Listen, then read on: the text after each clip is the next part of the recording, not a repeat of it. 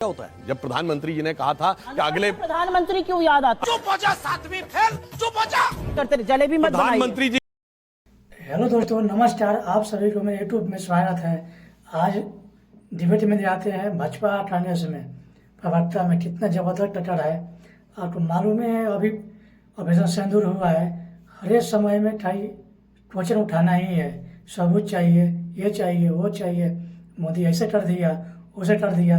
देखिए डिबेट में कैसे धुलाई हुआ है ठाणे प्रवक्ता का, कोई जवाब नहीं। जय श्री राम दोस्तों। कांग्रेस पार्टी जैसी दोगली पार्टी शायद ही आपने कभी देखी होगी, क्योंकि जब उन्हें वोट चाहिए होता है तो हिंदुत्व का झूठा दिखावा करने लगते हैं सही बात और है। उस तरह इंटरव्यू में भगवान राम के अस्तित्व पे सवाल उठाते हैं। आज के इस वीडियो में सुप्रिया, जिन्हें लोग कमेंट करके जलेबी बाई बोलते हैं, वो कहती है कि कांग्रेस एकदम राष्ट्रवादी और हिंदुत्व की पार्टी है। तभी सुधांशु जी एकदम गजब का जवाब देकर उसे बेइज्जत कर देते हैं, जिससे वो रोने लगती है। वीडियो के अंत में तो मजा ही आ जाए। तो वीडियो में बहुत मजा आने वाला है, लेकिन उससे पहले वीडियो को लाइक करके चैनल को सब्सक्राइब कर दीजिए और आप किस पार्टी को सपोर्ट करते हैं कमेंट करके जरूर बताइएगा। तो चलिए शुरू करते हैं। दूसरे सबसे पढ़े लिखे प्रधानमंत्री कौन हुए हैं? जवाहरलाल नेहरू जी। उनके जमाने में देश में क्या क्या हुआ? पंजाब गया, कश्मीर गया और चला बंगाल गया और चीन के हाथों मानसरोवर का ऊंचा भाल गया। बात तो सही है। यह भी बताना चाहता हूं कि पढ़ने लिखने की बात तो हम लोग करते थे, मगर ये पढ़े लिखे वाला नैरेटिव दिया किसने? सही बात है, आम आदमी पार्टी ने ना। देखिए कैसे बेचारे पुरानी धुरानी पार्टी नई नवेली पार्टी के चंगुल में आ जाती है। बात तो सही है। और वो पढ़े लिखे इतने महान हैं। मैं पढ़े लिखों को जवाब देता हूं। इनके दोनों भैया बहन अशिक्षित और बात पर आप लोगों को क्यों चुप हो जा, सातवीं फेल, चुप हो जा। आप क्यों बोल रहे थे, मैं कोई डिस्टर्ब नहीं कर रहा। मैं शिक्षा का उदाहरण दे रहा हूं। मैं शिक्षा का उदाहरण दे रहा हूं। भाई राहुल गांधी जी ने कोविड को मोविड लिखा। कितने पढ़े लिखे हैं? अरे कोविड को मोविड लिखने वाले पढ़े लिखे हैं। और दूसरा उदाहरण देता हूं। अप्रैल 2021 में जब कोविड की सेकेंड वेव चरम पे थी, तो पहले आके वो दिल्ली वाले जिनका नाम ये बोल रहे हैं, उन्होंने आके क्या कहा? वैक्सीन की कमी है तो वैक्सीन सारी कंपनियों को फार्मूला क्यों नहीं दिया जाता ताकि जल्दी जल्दी वैक्सीन सबको मिल जाए। अरे वैक्सीन कोई चूरन का फार्मूला है जो सबको दे दिया जाएगा? ये पढ़ा लिखा आदमी बोल रहा है। और सुनिए, इनके दोनों भैया बहन ने भी बोला और उनका भी बयान है कि भारत सरकार ने बच्चों का वैक्सीन विदेश भेज दिया। इतना झूठ बोलने वाले लोग अप्रैल 2021 तक जाके चेक कर लीजिए, भारत क्या दुनिया में कोई बच्चों का वैक्सीन नहीं बना था। बात तो सही है। इसलिए हम आपसे कहते हैं कि आप लोग, और ये तो वो लोग थे, देखिए गजब के पढ़े लिखे हैं। जानते क्या होता है जब प्रधानमंत्री जी ने कहा था कि अगले प्रधानमंत्री क्यों याद आता? चुप हो जा, सातवीं फेल, चुप हो जा। करते जलेबी मत प्रधानमंत्री जी की क्षमता दोनों जवाब दे रहा हूं। 15 अगस्त जब 2020 को कहा कि अगले साल शुरू होने तक वैक्सीन आ जाएगी, अचानक इनको पढ़ाई लिखाई याद है। अरे ऐसे कैसे हो सकता है? अरे वो तो सेलुलर माइक्रोबायोलॉजी के एक्सपर्ट बन गए। नहीं इतनी जल्दी बनी नहीं सकती। बनी 8 देशों ने बना के दिखा दी। अब सुनिए, जब जनवरी में वैक्सीन आई, नहीं उसका सैंपल सर्वे दिखाइए, स्टैटिस्टिक्स एक्सपर्ट हो गए, फलाने हो गए।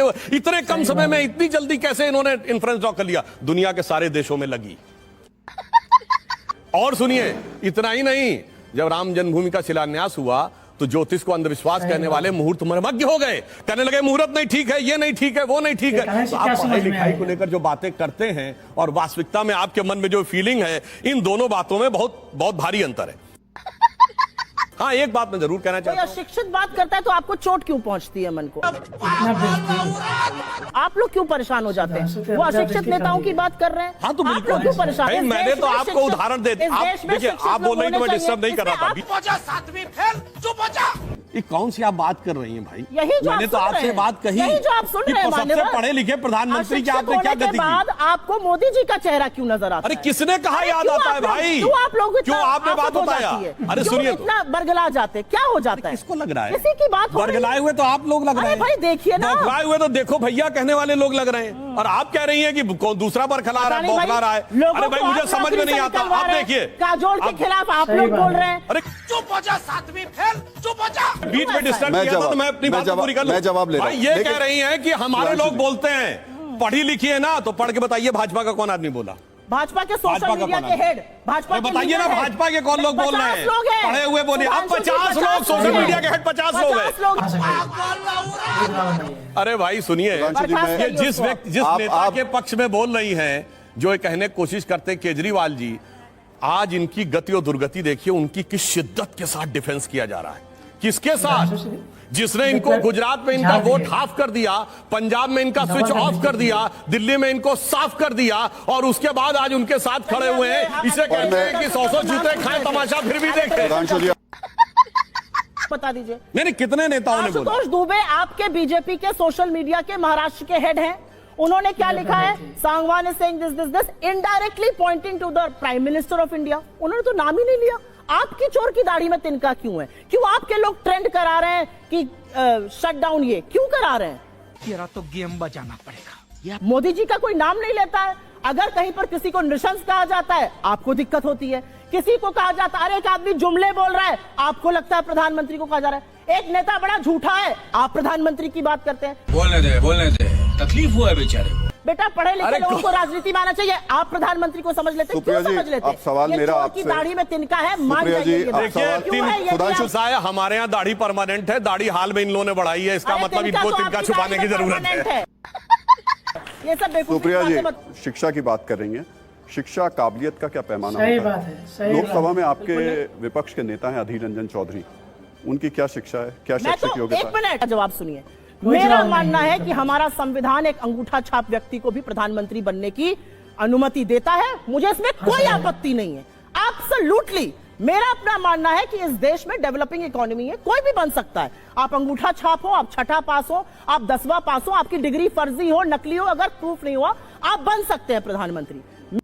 बात तो सही है। मेरा उद्देश्य दूसरा है ये कहने का कि जब शिक्षा की बात हो, मुझे उसमें कोई आपत्ति नहीं है। प्रधानमंत्री 10वां पास हो, या प्रधानमंत्री ने वाकई में एमए किया हो, या उनकी स्नातक की डिग्री फर्जी हो, मुझे वाकई में कोई दिक्कत नहीं है। क्योंकि मेरा संविधान कहता है कि अंगूठा छाप आदमी भी इस देश का प्रधानमंत्री बन सकता है। मुझे दिक्कत किस में है कि अगर कोई शिक्षा की बात करता है तो आप उसको अपने ऊपर क्यों ले लेते हैं? ये कौन सा विक्टिमहुड है? कोई कहता है बड़े झूठे होते हैं राजनेता, आजकल लोग बहुत झूठ बोल रहे हैं, अपने ऊपर क्यों ले लेते हैं? कोई कहता है जुमलों की बारिश होने वाली है, आप अपने ऊपर। मैंने एक दिन लिख दिया जुमलों की बारिश होने वाली है, आप मोदी जी को ऐसा क्यों? मैंने तो मोदी जी का नाम ही नहीं लिया था, मैं तो किसी शर्मा जी की बात कर रही थी। तेरा तो गेम बजाना पड़ेगा। हर चीज अपने ऊपर ले लेते हैं क्योंकि चोर की दाढ़ी में तिनका है। संविधान बदलने की तैयारी कर रहे हैं क्या? वैसे तो सही बात संविधान है। इस देश में एक बार बदला गया था, जब 42वां संविधान झूठ संशोधन बोल लाया रही गया था है। 1976 में, और सारे लोगों के मानवाधिकार समाप्त कर दिए गए थे।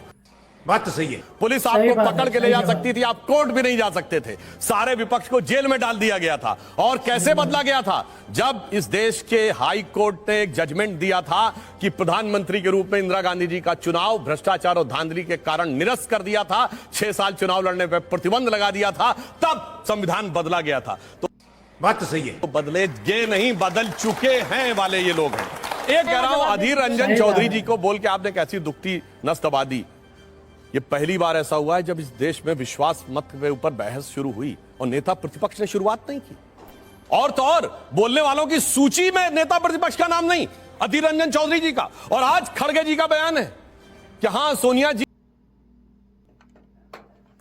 दोस्तों, आपको वीडियो कैसा लगा? आप वीडियो दिल पर मत लीजिएगा।